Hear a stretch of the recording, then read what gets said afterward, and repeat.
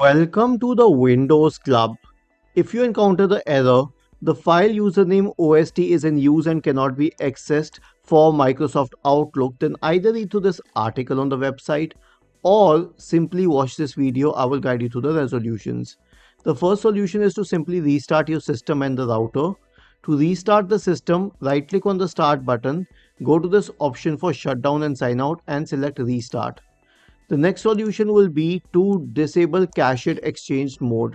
This has been explained in solution number 2. Launch Microsoft Outlook, click on File, click on Account Settings and then Account Settings once again. Go to the Email tab, select Change. Now you'll find this option to use cached mode here.